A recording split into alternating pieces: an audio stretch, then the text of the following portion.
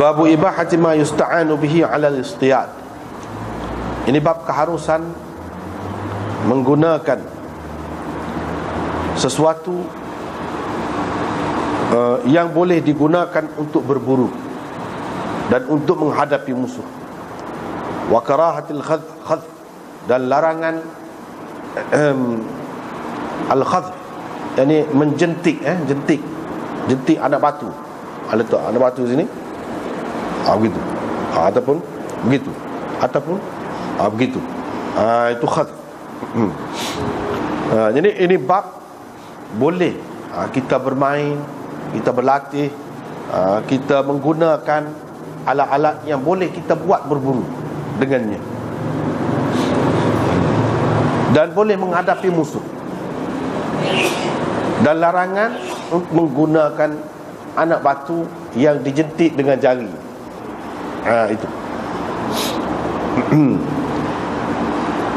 Imam Muslim dengan sanad yang meriwayatkan daripada Ibni Buraidah, katanya Abdullah bin Mughaffal telah melihat, telah nampak salah seorang daripada sahabatnya menjentik anak batu dengan jarinya. Faqala lahu, dia pun terus berkata kepadanya, la takhdhif, jangan engkau jentik anak batu dengan jari, kerana Rasulullah sallallahu alaihi wasallam tidak suka. Ataupun katanya, Rasulullah sallallahu alaihi wasallam melarang daripada menjentik anak batu, kerana dengan menjentik itu tidak boleh diburu binatang buruan, dan tidak juga melukakan ataupun mematikan musuh. Walakinnahu, bagaimanapun ia boleh mematahkan gigi dan boleh memecahkan biji mata. Thumma ra'ahu ba'da dhalika, selepas itu Abdullah bin Mughaffal masih nampak lagi dia tu duduk menjentik lagi. Kemudianlah pada masa yang lain, faqala lahu, Abdullah bin Mughaffal pun berkata kepadanya, saya ceritakan kepadamu bahawa Rasulullah sallallahu alaihi wasallam tidak suka ataupun melarang daripada menjentik anak batu seperti itu. Kemudian aku nampak kamu masih lagi menjentik, aku tak akan bercakap dengan kamu selama sekian-sekian.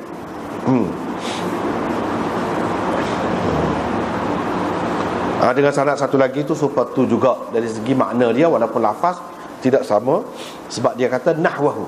Dalam sanad tu bila dia sebut tidak mari dah matan hadis tu, tapi dia sebut nahwahu, maknanya riwayat mengikut sanad ni pun serupa makna dengan riwayat sebelum tu. Dari segi makna saja, bukan dari segi lafaz. Lafaznya tidak sama. Itu makna nahwahu. Itu istilah dia lah. Kemudian riwayat daripada Abdullah bin Mughaffal lagi, katanya Rasulullah sallallahu alaihi wasallam melarang daripada menjentik anak batu. Ibnu Ja'far berkata dalam hadisnya, waqala, dan Nabi sallallahu alaihi wasallam bersabda. Sebab tuk guru kepada Imam Muslim, iaitu Muhammad bin Muthanna, ambil daripada dua orang tuk guru kan, iaitu Muhammad bin Ja'far dan Abdurrahman bin Mahdi, dua orang. Jadi Muhammad ibnu Ja'far tu, Muhammad bin Ja'far ni dalam hadis dia ada sebut ni, iaitu innahu la yanqa'ul adu, anak batu yang dijentik itu tidak dapat mematikan musuh. Wala yaqtulus sayd, dan tidak juga dapat membunuh binatang buruan. Walakinnahu, tetapi ia boleh memecahkan ataupun mematahkan gigi dan memecahkan mata, yakni biji mata. Wa qala Ibnu Mahdi, Ibnu Mahdi berkata, dia Imam Muslim ayat perbezaan di antara dua orang, Muhammad bin Ja'far dan Abdurrahman bin Mahdi. Ibnu Mahdi berkata, kerana dengan menjentik anak batu itu la tanqa'ul adu, tidak boleh mematikan musuh, tetapi dia tidak ada menyebutkan tafqa'ul ain, yakni boleh memecahkan biji mata tu. Dalam riwayat Ibnu Mahdi, yakni Abdurrahman bin Mahdi, tak ada sebut tu. Apa yang tak ada sebut tu, tak serupa tu. Biasalah kita sudah banyak kali dah sebut sebelum pada ni, menunjukkan hak Abdul Rahman dengar daripada tok guru dia Syu'bah. Pada ketika dia riwayat tu tak ada sebut ni. Tetapi ketika Syu'bah meriwayatkan kepada Muhammad bin Ja'far, dia ada sebut. Jadi masing-masing meriwayatkan mengikut apa yang didengarnya. Gitulah. Sama-sama dalam hadis ni kalau ada perbezaan lagu tu, gitulah maksud dia. Dan Imam Muslim amanah dia, dan ambil daripada dua orang tok guru, dua orang lah. Tak mestilah tok guru dia sendiri. Tok guru kepada tok guru dia ke, kalau dua orang dia akan penjelaskan. Hak ni lagu ni, hak ni lagu ni. Hak lain serupa antara dua tu, riwayat dua tu. Hak tak serupanya ni. Maknanya amanah dalam menyampaikan hadis. Dalam menyampaikan ilmu tu kena amanah. Tak boleh tok guru ayat lagu lain, kita ayat lagu lain. Dia boleh jadi rosak. Boleh jadi rosak. Lepas tu apa yang tok guru tu ketika tu dia tidak ayat gitu. Ketika dia meriwayatkan kepada orang ni, dia tidak ayat seperti dia ayat kepada seorang lagi tu. Kenapa? Dalam ilmu riwayat dia sebut ada kalanya kerana nak ikhtisar, nak meringkaskan hadis. Sebab dia banyak kali dah sebut. Ada kalanya dia terlupa, boleh jadi dia terlupa. Dia tak tersebut waktu. Dia tak tersebut waktu perkataan. Dia hanya sebut satu perkataan saja. Dia tidak sebut. Walaupun dia tu orang hafal pun, hafiz pun, boleh jadi ada ketikanya dia terlupa. Jadi kemungkinan tu ada beberapa kemungkinan.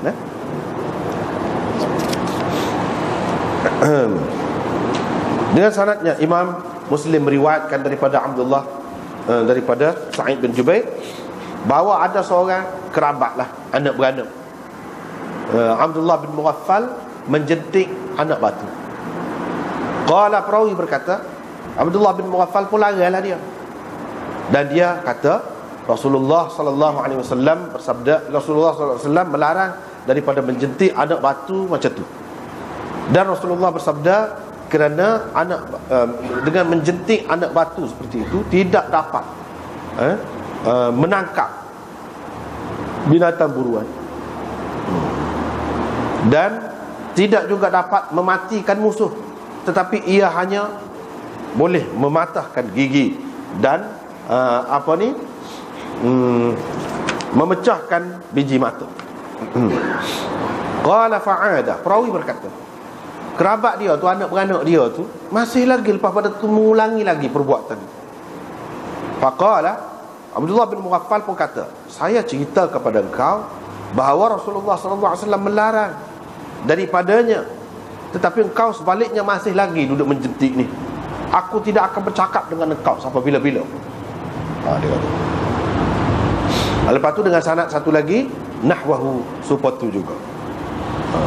Dia kata Ibnu Abi Umar qala haddatsana Thaqafi an Ayyub bihadzal isnad, makna hak selepas pada Ayyub tu sanad serupa dengan hak tadi. Lepas tu dari segi isi dia, makna saja serupa, lafaz dia tidak sama. Itu makna nahwahu. Itu maksud nahwahu.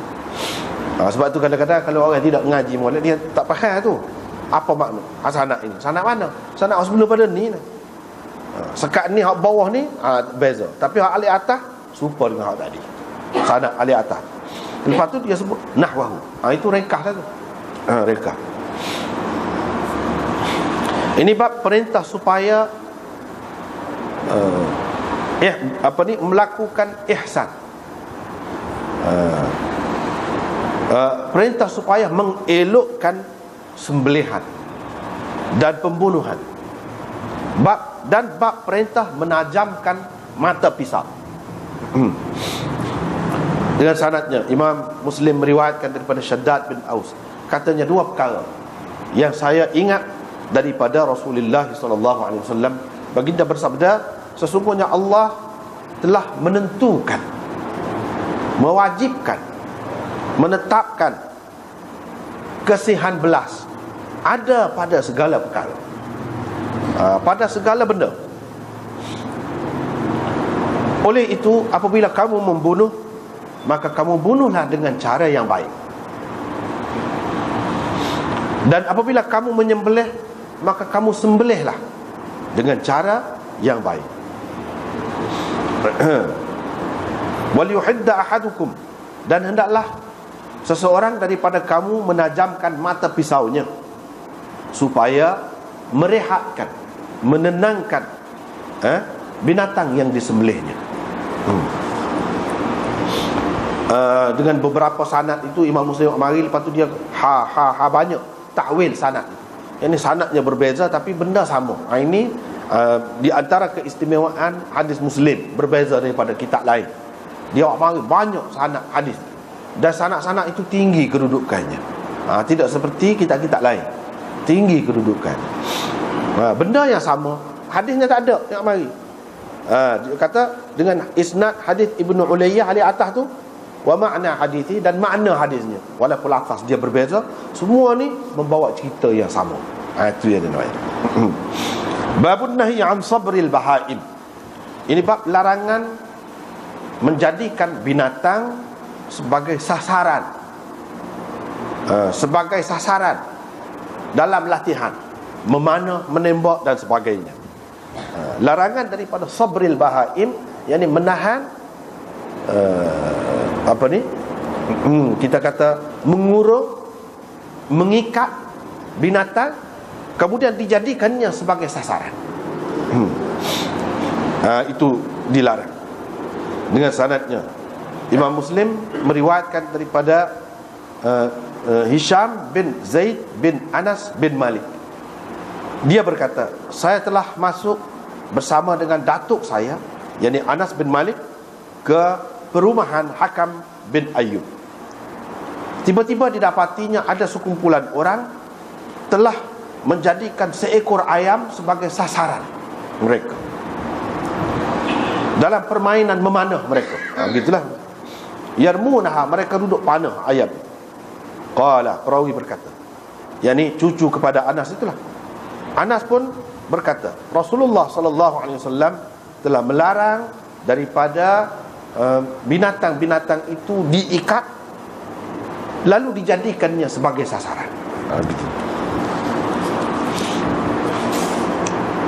Lepas tu dengan beberapa sanad ini semuanya meriwayatkan daripada Syu'bah bihadzal isnad, dengan sanad di atas itu sama.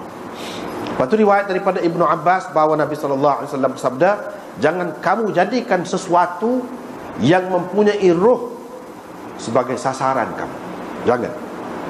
Lepas tu dia mari satu sanad yang lain bihadzal isnad, alif atas tu sama, sanad alif bawah saja berbeza, tapi dia kata mithlahu.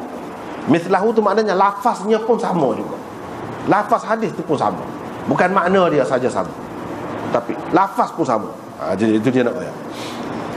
Lepas tu riwayat daripada Sa'id bin Jubair, katanya pernah Ibnu Umar lalu dekat satu kumpulan orang yang telah menjadikan ayam sebagai sasaran panahan mereka, sasaran memanah oleh mereka.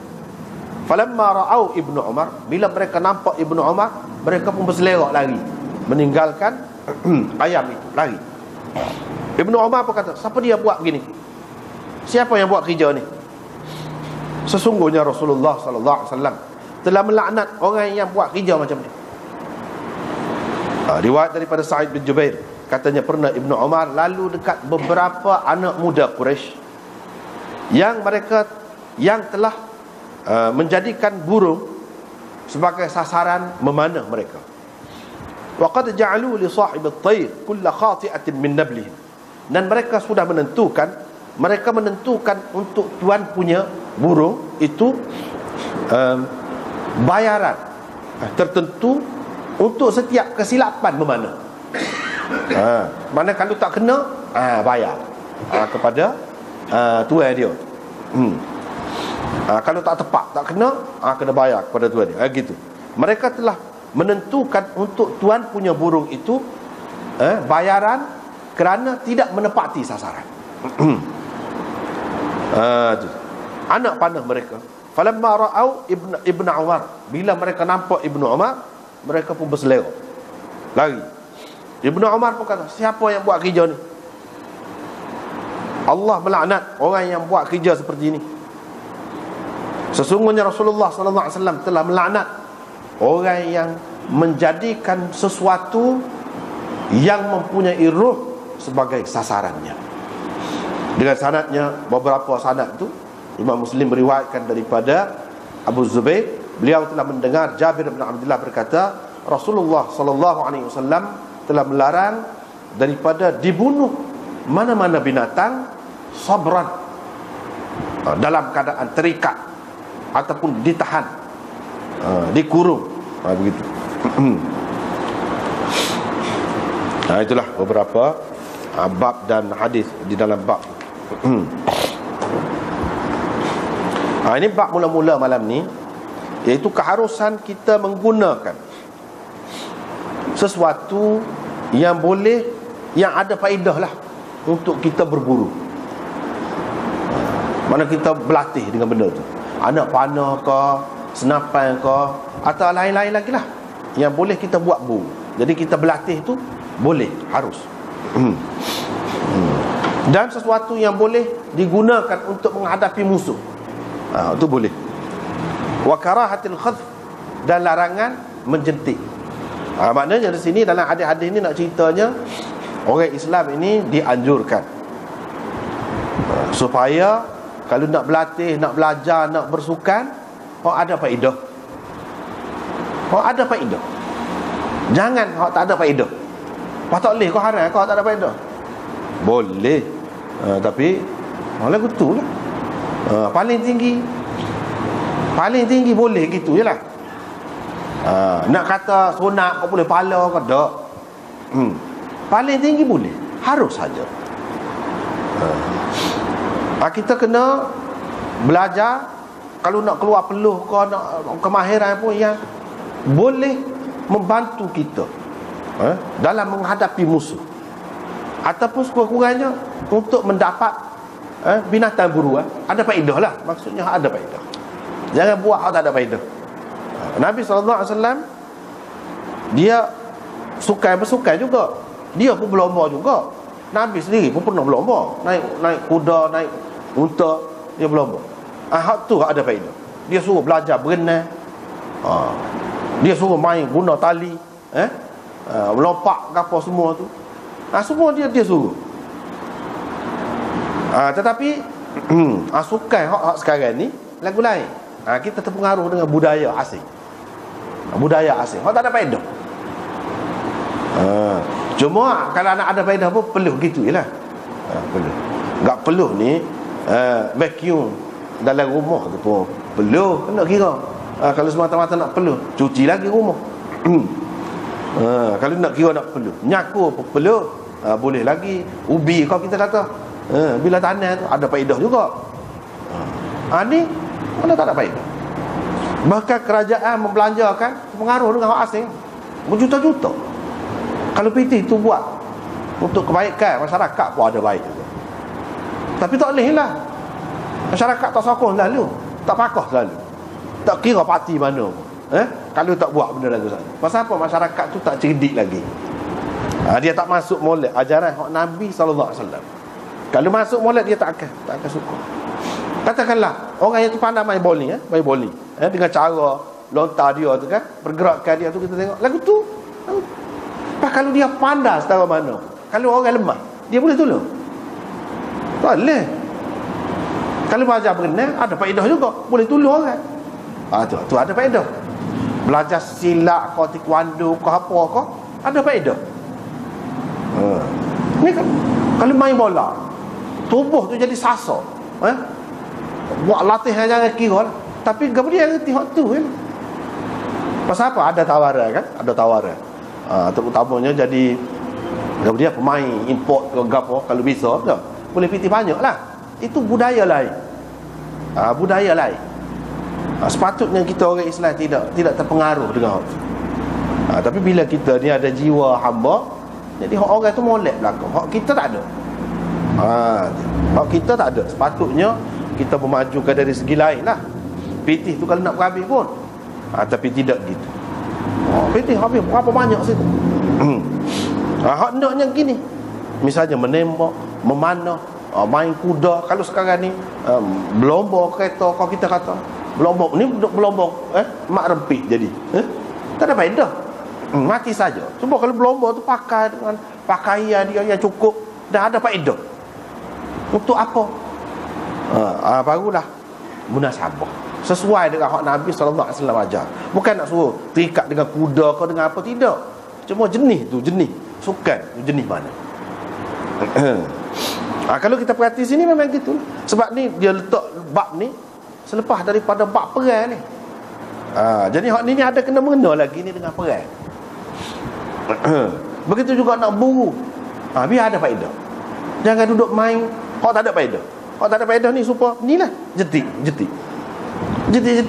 Pintu rumah tu hak cermin pecah. Jendela tak ada pasal-pasal. Main guli apa faedahnya? Jerit hak tua-tua tu berapa dah. Salah orang pula. Baik tak usah lah benda-benda lagu. Nabi SAW ni ajar benda-benda kecil pun dia ajar. Benda-benda yang merugikan kita. Dia kata Abdullah bin Mughaffal ni seorang sahabat yang salah seorang ahli bai'atir ridwan juga. Mana Allah SWT waktu ayat menyatakan Allah SWT kena redha kepada orang-orang yang berbai'ah dengan Nabi di bawah pokok. Dia ni salah seorang ahli bai'ah ridwan. Mana di kalangan sahabat antara yang istimewa lah. Sebab Nabi SAW ada bersabda, tidak akan masuk neraka la yadkhulun nar ahadun mimman bai'a tahta asy-syajarah. Tidak akan masuk neraka seorang pun yang telah berbai'ah di bawah pokok. Jadi 1,500 orang termasuklah dia hak bai'ah dengan Nabi SAW di bawah pokok tu untuk pergi perang dengan Nabi SAW. Dia ni termasuk. Mana Nabi SAW kata tak masuk neraka. Sebab setara itulah kelebihannya sahabat ni.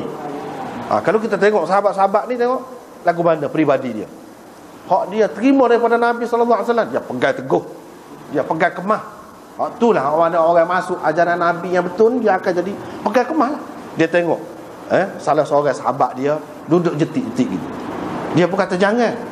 Sebab rujukan dia Nabi selalu. Sebab Nabi SAW kata, Nabi SAW tak suka, ataupun Nabi SAW larang daripada jetik-jetik lagu ni. Sebab apa?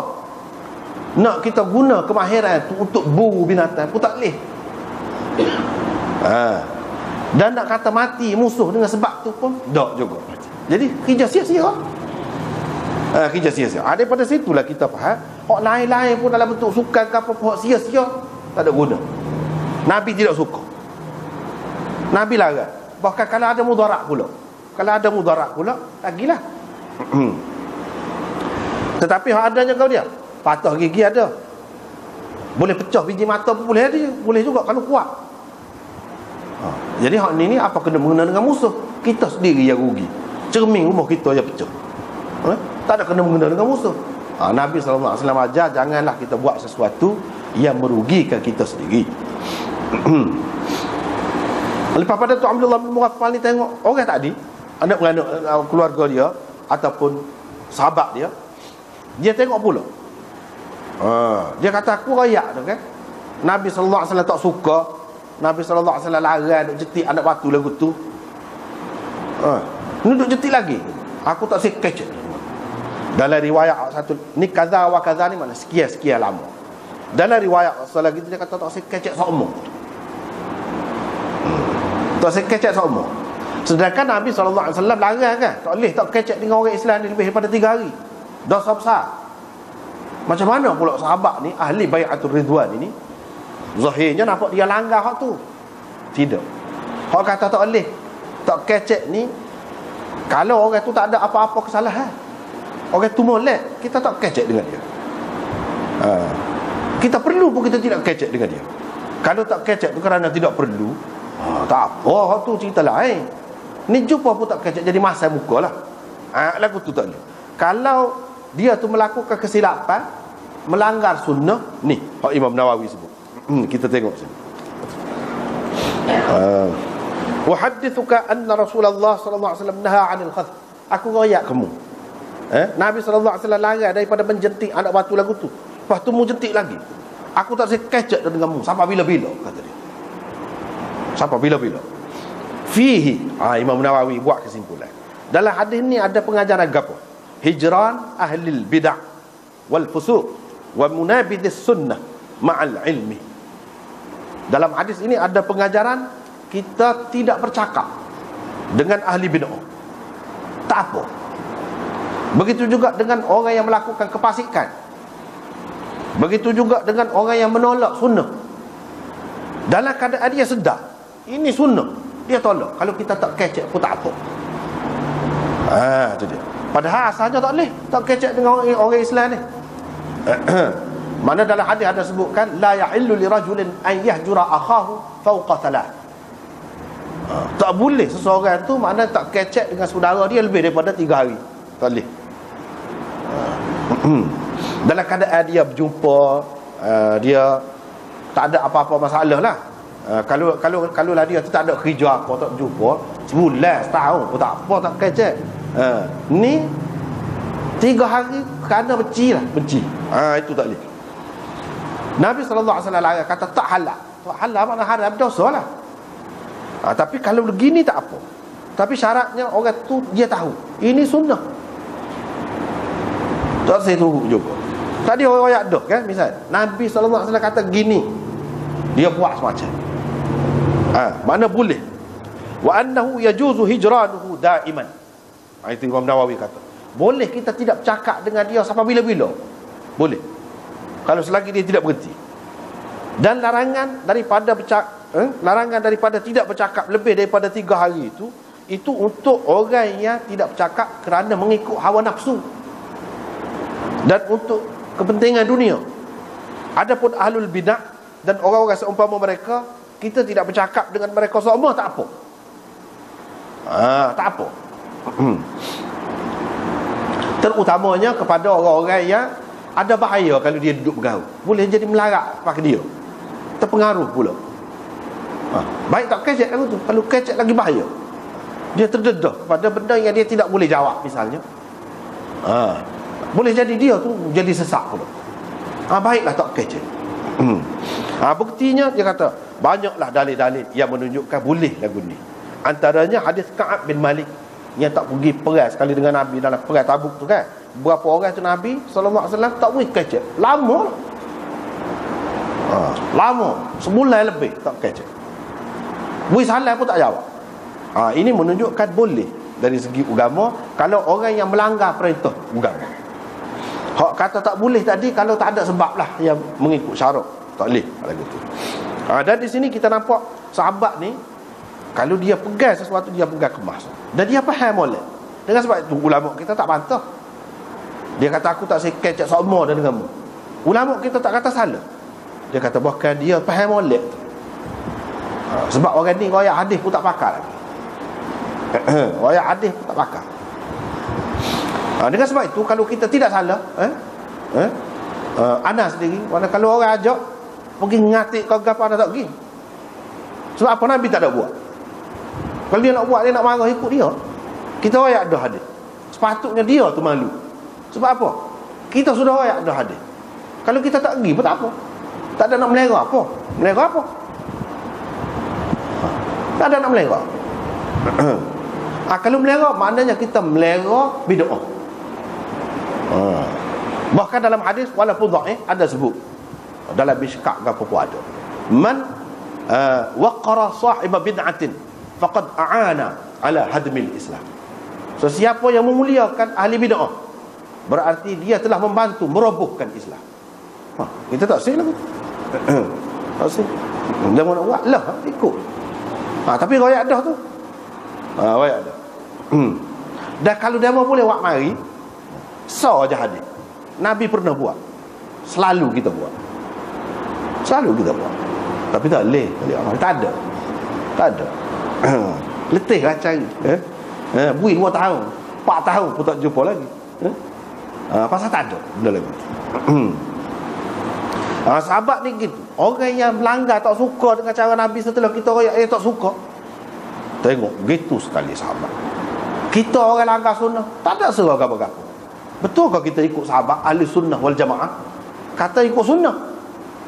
Orang royak Nabi tak ada buat, kita tak kisah. Apa kita buat? Padahal benda agama bukan urusan dunia. Kalau urusan dunia tu lain cerita. Nabi SAW sudah royak dah. Antum a'lamu bi umuri dunyakum. Dia royak dah. Kamu lebih tahu tentang urusan dunia kamu. Dulu orang pergi buang air padan Lepas tu buat jamban dalam rumah. Lah gila, itu urusan dunia, tak apa kau tu. Tapi kalau urusan ibadat ni tak boleh. Nak mana-mana mereka tak boleh. Nak kata hak ni fadilah dia gini-gini, kelebihannya sama dengan baca Quran 10 kali habis, baca selawat ni, main mana benda lagu. Tak boleh kita buat tu. Dosa besar lagu tu. Tapi banyak tersebar, tak ada seragam apa-apa. Tak ada seragam apa-apa. Tengok sahabat ni, siapa dia tak sikit je.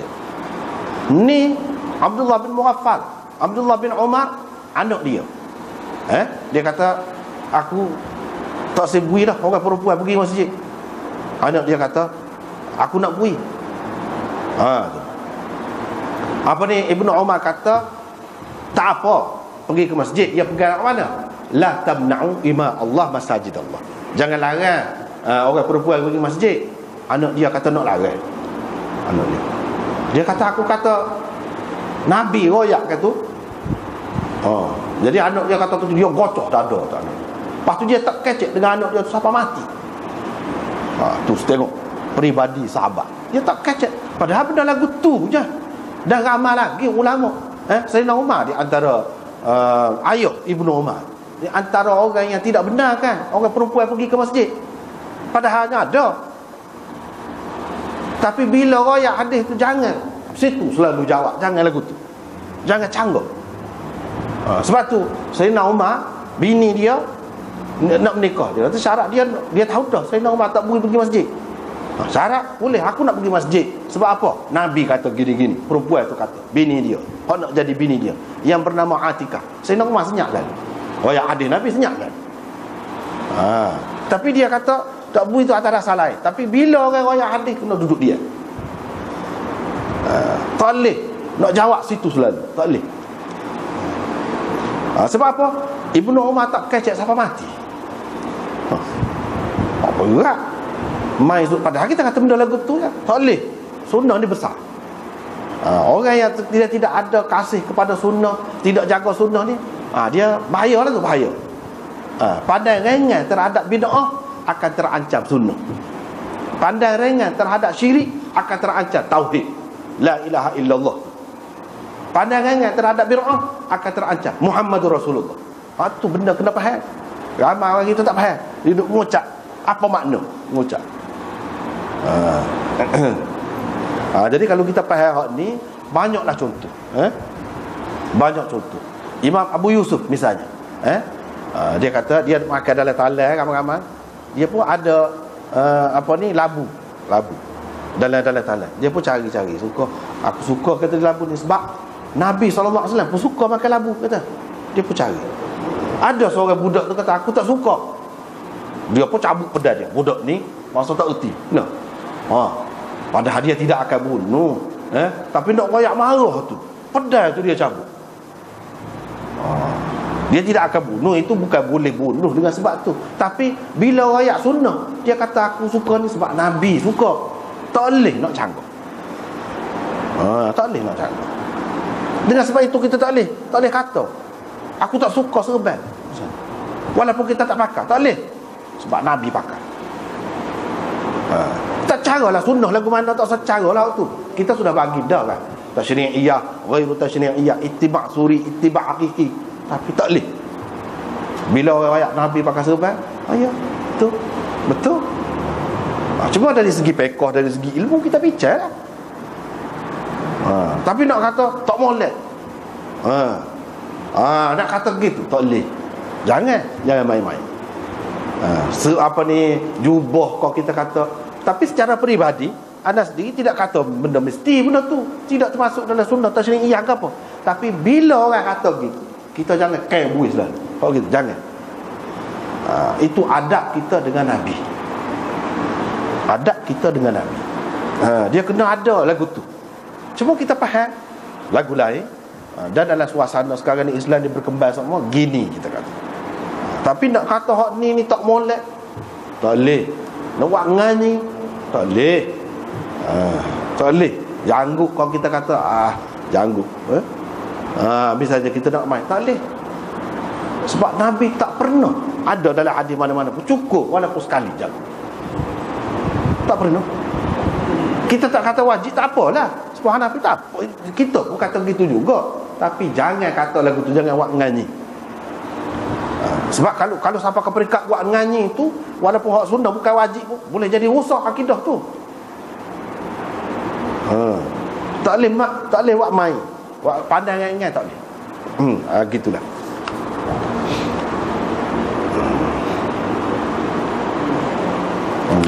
Baiklah.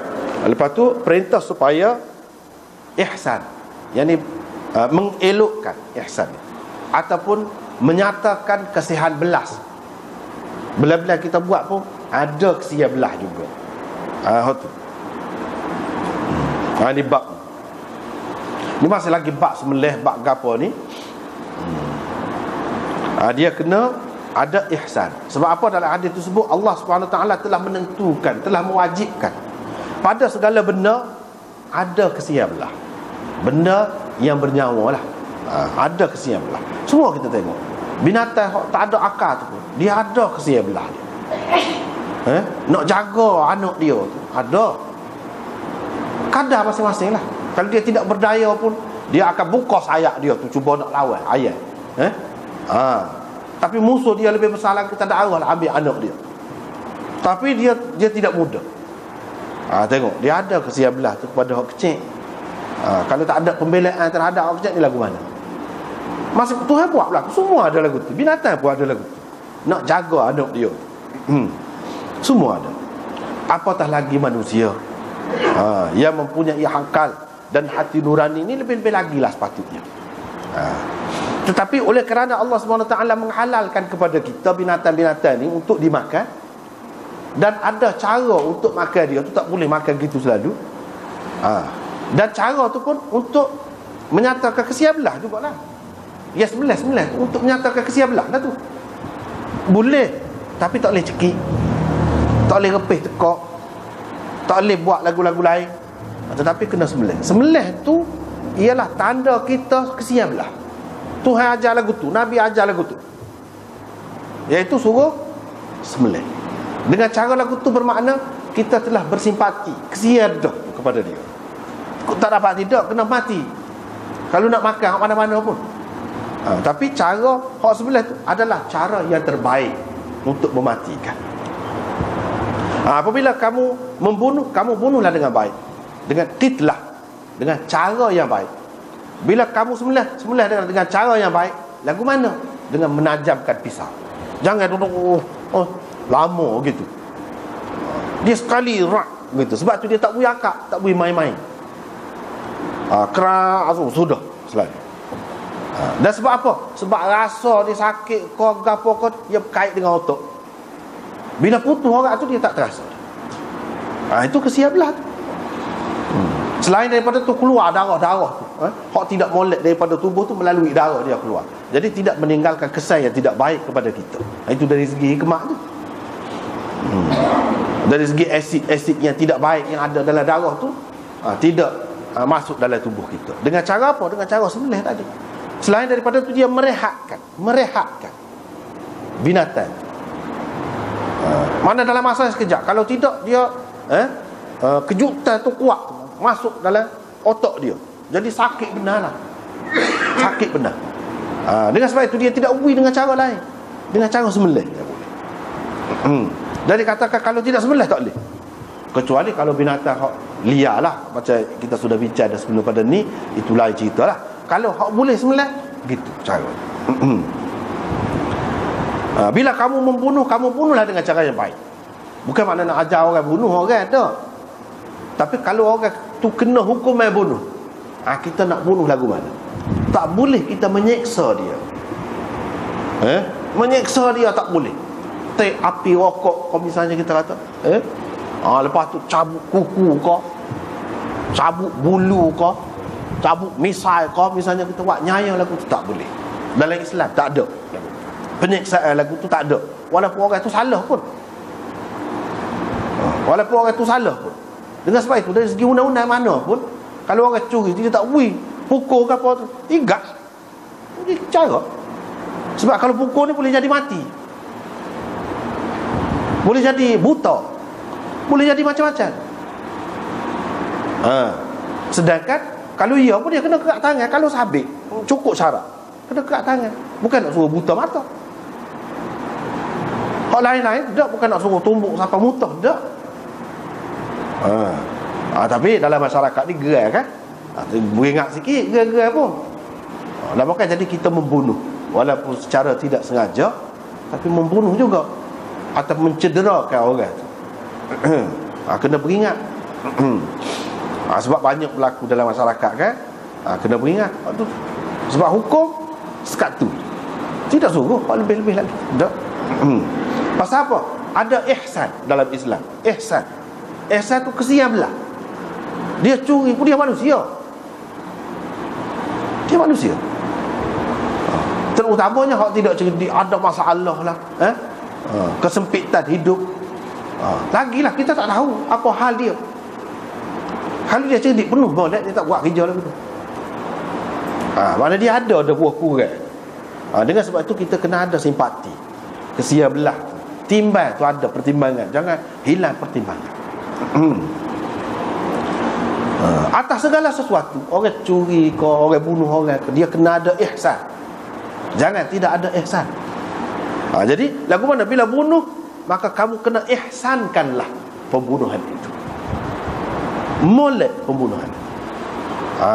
Hak dalam Islam dia ajar, sebab itulah Imam Abu Hanifah dia pegang dengan hadis la qawada illa bis-sayf. Tidak ada hukuman balas, hukuman bunuh melainkan dengan pedang. Sebab apa?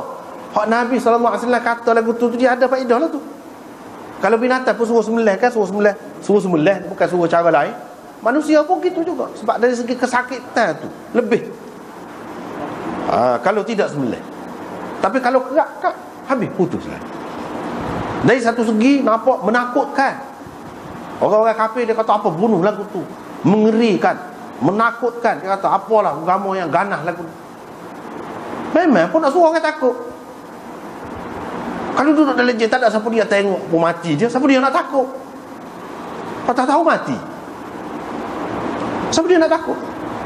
Memang nak suruh takut, kau tengok darah, pala suku dengan tubuh ni. Tapi pada hakikatnya kepada yang kena bunuh tu dia tidak sakit. Tidak sakit juga. Tidaklah sesakit kalau buat dengan cara lagu lain. Dengan kejutan elektrik ke ataupun lain-lain lagi. Dengan suntikan racun ke, semua sakit tu pada hakikatnya. Lebih teruk lagi. Dengan gantung ke, lebih teruk lagi. Di situ kita tengok ada kewajaran. Walaupun ulama masih khilaf lagi, dia kata boleh buat dengan cara lain, dengan tembok atau dengan gapo ke, tapi tembok tu tepatlah. Tembok tu biar kena dijantung selalu ke mati lah. Sebab tu dia nak penembak tepat. Walaupun ada pendapat begitu, tapi Imam Abu Hanifah kata tak boleh. Mesti berdasarkan hadis la qawada illa bis-sayf. Seperti mana kita tak boleh kan nak sembelih binatang dengan cara lain, nak mematikan binatang dengan cara lain. Orang pun lagu tu lah juga. Nabi telah buat lagu mana? Hak dia tunjuk tu, hak tu lah hak paling boleh. Dia kata bunuhlah dengan cara yang baik. Dia tak pernah bunuh. Bunuh lagu mana? Dengan cara yang baik lah. Dengan cara yang baik. Kalau kamu sembelihlah dengan cara yang baik. Yang ni mematikan binatang tu dengan cara yang baik. Cara yang baik tu lagu mana? Supaya dia ajar lah. Dia ajar dah. Dia tidak tinggal gitu saja. Dia tidak rayak cara baik. Lepas tu cara baik ikut mu, lagu mana? Ada dah contoh. Cumanya ulama berbeza pendapat lah. Ni kata maksudnya nak suruh mati. Tetapi pendapat ada juga kewajaran bagi ulama-ulama lain macam Imam Syafi'i. Imam Abu Hanifah ni dia kata kalau orang bunuh dengan apa cara pun bunuh tu kena balas tu dengan pedang juga. Tapi boleh jadi keluarga yang kena bunuh ni tak puas hati kan? Sebab apa? Saudara dia kena bunuh dengan dia hentak dengan batu atas kepala. Ataupun dengan ditembak. Ini mudahnya mati. Apabila kita tahu pula dengan cara bunuh ni, pancung ni maknanya tidak sakit, mana boleh jadi keluarga tu tidak puas hati. Bila tidak puas hati, hak itulah Imam Syafi'i, Imam Malik dan lain-lain lagi mengatakan boleh kita balas mengikut seperti mana yang dia buat. Dia bunuh lagu mana? Dia bunuh dengan cara sembelih, kita sembelih dia, boleh. Dia bunuh dengan tembok, kita tembok dia. Dia bunuh dengan batu, kita batu lah. Tu. Sebab dia apa? Dia pegang dengan ayat faman i'tada 'alaikum fa'tadu 'alaihi bimithli ma i'tada 'alaikum. Siapa yang menceroboh kamu boleh balas pencerobohannya tu dengan perbuatan seumpamanya. Dia guna mithli itu ada serupa. Kalau kita bunuh dengan pedang tak serupa. Sebab tu dia ada khilaf dalam perkara ni, masing-masingnya ada kelebihan dia pendapat itu. Dan pemerintah boleh pilih hak mana-mana nak ambil, nak guna hak mana boleh.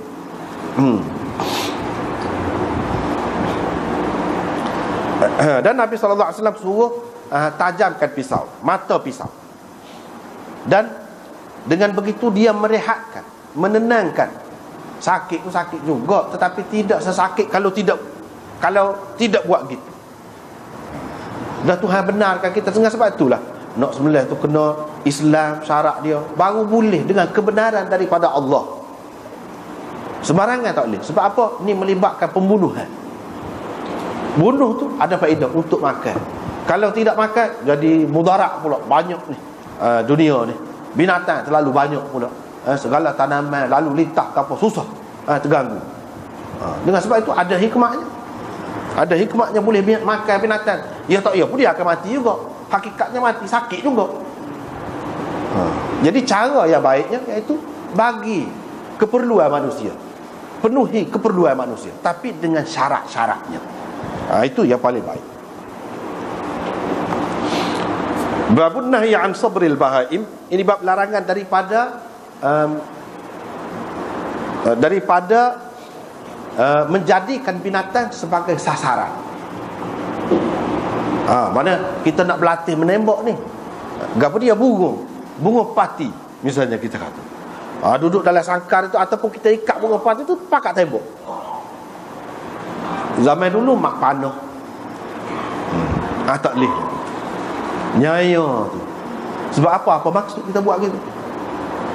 Kalau kita nak makan daging dia, higaklah dia, bukan binatang yang liar yang perlu ditembak lagu tu. Boleh higak, sembelih. Itu cara yang biasa. Sembelih lah. Begitu juga ayat. Seperti dalam hadis ni kan disebut, dijadikan ayat tu sebagai sasaran. Dan ayat tu diikat ataupun dibubur dalam satu sangkar bekas, ditembak lah. Tak boleh. Tak boleh buat lagu tu nyaya kepada binatang. Sebab itulah kata dalam Quran apa sebut, kami tidak utuskan kau melainkan sebagai rahmat kepada sekalian alam. Bukan rahmat kepada manusia, bukan rahmat kepada orang Islam saja, tak. Kepada orang kafir pun rahmat. Bukan kepada orang kafir saja, kepada binatang pun rahmat. Inilah ajaran-ajaran Islam tentang binatang-binatang. Tak boleh buat nyaya. Betul kita boleh makan, tapi ada cara. Ada cara. Macam binatang nak buat nyaya, nak buat gitu tak boleh. Ini salah satu. Tak kira lah binatang tu hak kecil ke, hak besar ke, gapo ke, tak boleh. Kalau nak buat latihan, nak buat sasaran, ikutlah, ambil lah ketah ke, gapo ke, panah hak tu, bedih hak tu, tembak hak tu. Nak suruh berlatih supaya jadi tepat tembakan kita tu, kita kena berlatih dengan benda lain, menggunakan benda lain. Adapun benda yang bernyawa, itu Nabi SAW larang dijadikan sasaran. Latihan kita tak boleh. Tidak latihan pun kita mahir dah nak bedih, tak boleh. Sebab apa? Benda tu boleh ditangkap dan disembelih, boleh, selesai. Kecuali lah kalau hak liar dalam hutan, tu lain. Tu kita sudah bincang dah dulu. Tu kalau mati dengan sebab anjing pemburu tu tangkap dia pun kita boleh makan. Dulu kita sudah bincang dah tu. Hak ni nak cerita binatang yang biasa, yang jinak, binatang ternakan, tak perlu kita tembak lagu ni. Dan hak ni haram. Siapa buat lagu ni dosa besar. Kita tahu mana dosa besar? Tengok dalam hadis, Nabi laknat, Allah laknat. Itu tanda. Kalau dalam hadis, dalam Quran sebut sesuatu perbuatan tu dilaknat, mana itu dosa besar, bukan dosa kecil-kecil. Dosa besar ni kalau kita ambil air semaya, apa tak gugur. Hak kata gugur dosa yang dahulu, Tuhan ampun, kata termasuk tu. Esok pada mahsyar besok, Allah SWT hidupkan semula binatang. Dia pula jadikan kita ni sasaran. Gitu caranya dalam hadis sebut. Kalau kita belaga ayam kau pelaga ikan kari kau gapo kita kata seesok dia hidup pula. Hak tak ada apa-apa masalah, tak ada kena-mengena dengan manusia, binatang-binatang tu akan mati tu, tak ada jadi tanah, tak ada. Tapi kalau hak ada kena-mengena dengan manusia, bangkit semula, hidup semula ikan, dan dia akan pelaga kita. Dia duduk tengoklah pula. Orang-orang lain pun tengok, ni kerja dia semasa dalam dunia dulu. Malu tu perkara, takut pula, tak akan lepas. Kalau manusia kita boleh minta maaf kan, ikan nak minta maaf lagu mana? Mampu dah. Soyak habis mulut. Pelaga lembu, pelaga kambing, pelaga biri, pelaga apa tak boleh. Dalam Islam tak boleh buat nyaya ke binatang. Dia tak tahu apa. Tak boleh. Sehingga manusia tu dia hukum besok. Bukan lepas gitu saja, tak lepas. Saya esok kena. Mana berlaku? Di padang mahsyar. Semuanya berlaku di padang mahsyar. Hukuman lagu ni di padang mahsyar. Boleh tengoklah. Besok boleh tengok. Ada orang kena jirik kau dia, kena jirik kau kambing mau jojuk mau jirik. Pasal apa tak beri zakat? Dia ada kena mengena.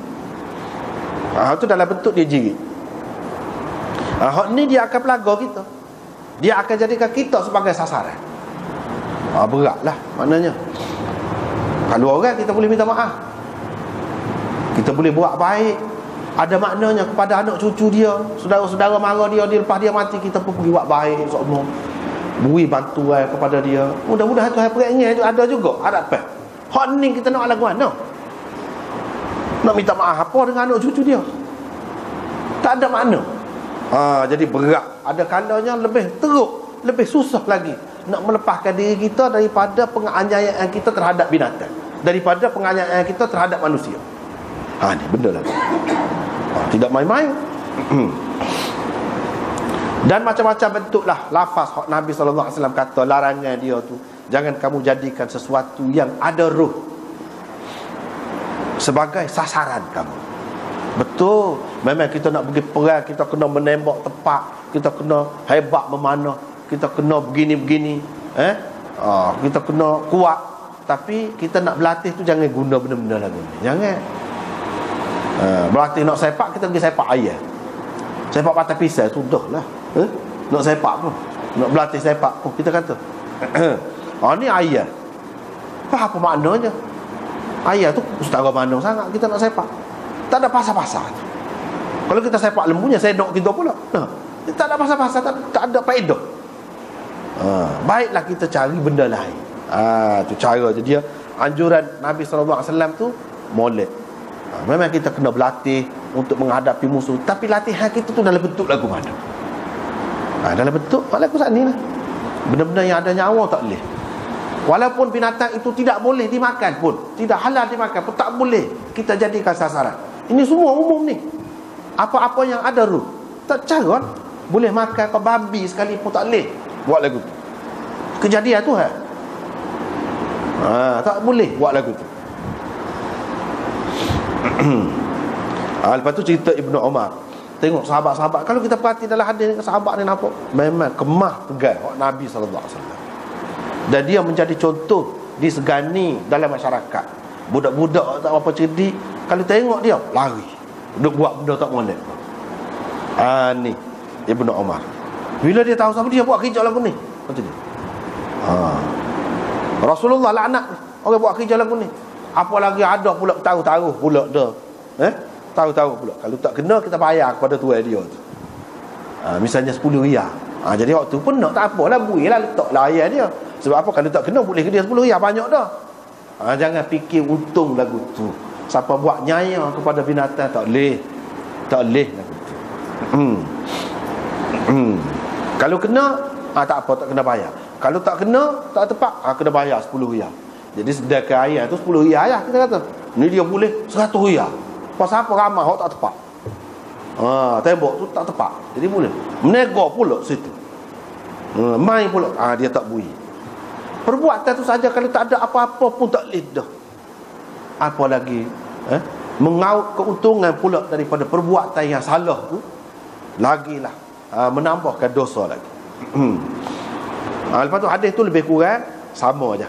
Akhir sekali riwayat daripada Jabir, dia kata Rasulullah sallallahu alaihi wasallam melarang daripada dibunuh mana-mana binatang sabran, dalam keadaan dia tidak boleh nak lari, tak boleh. Sabran ni mana dalam keadaan terikat gitu, tak boleh. Kita kena ada kesia belah. Mana kita ikat dia, regang dia situ, dia tak boleh nak lari. Kita pun tak boleh lah. Kalau manusia boleh begitu juga. Sebab setengah-setengah ulama dia faham daripada sini, syai'un minad dawab itu termasuk manusia juga. Tak boleh buat lagu, buat nyanyi dalam keadaan dia gitu. Maka kita tidak boleh berkah dia, lepas tu pun kita pun gocoh dia.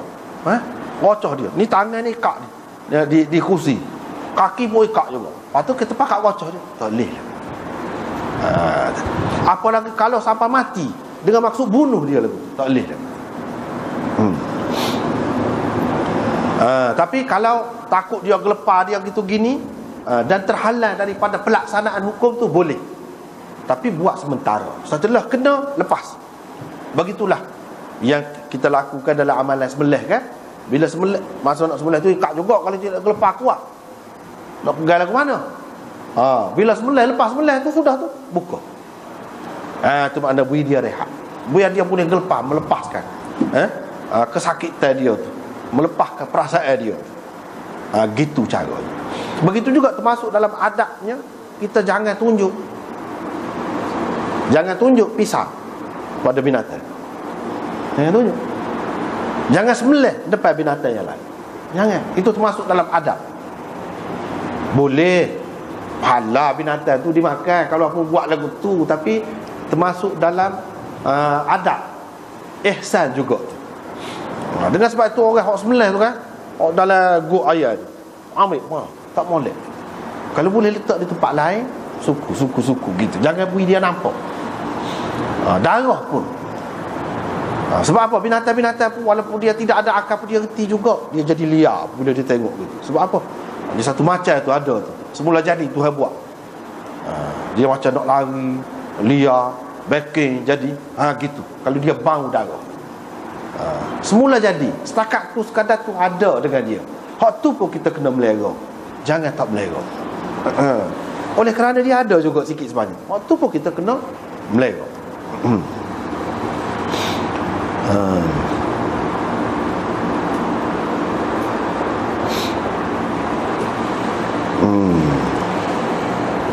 Itulah dalam hadis-hadis ni. Lepas tu kita sudah habis dah bab ni, kita masuk kepada bab yang lain pula, al-adhahi, bab kurban pula. Ni sembelihan.